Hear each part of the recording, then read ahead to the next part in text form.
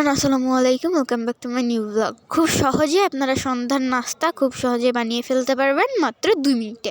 So ফার্স্টে আমি এখানে একটা ডিম নিয়ে নিছি, দেন ডিমটা এখানে সুন্দরভাবে ঢালতেছি। আমার এখানে আবার হাতে আমার এমনভাবে পড়ছে যে আমি এটা ঢালতে আমার দেরি হয়ে গেছে।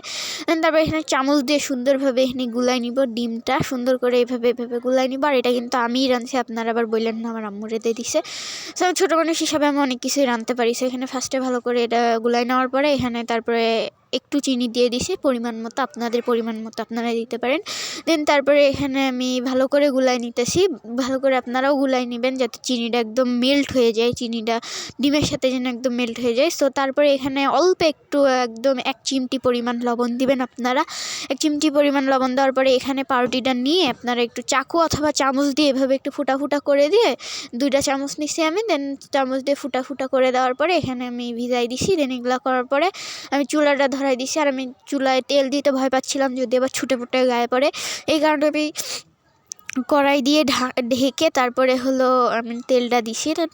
তারপরে আমি এখানে স্যান্ডউইচটা মানে আর কি ঢেলে দিছি, মানে এগ স্যান্ডউইচ যেটা আর কি এগ সহ মানে পাউরুটিটা সহ আমি ঢেলে দিছি। দেন এটা একটা হয়ে যাওয়ার পরে এখানে আমি আরেকটা যেই ডিমটা নিয়েছিলাম দেন ওই ডিমটা আমি ঢেলে দিলাম। এটা পোস্ট করছি, এটা পোস্ট করার পরে আমি আরেকটা পাউরুটি হলো মানে একটু সামান্য একটু তেল দিয়ে আরেকটা পাউরুটি গরম করে নেওয়ার পরে সো এটা আমার মেনুর ফাইনাল লুক। সো আল্লাহ হাফেজ।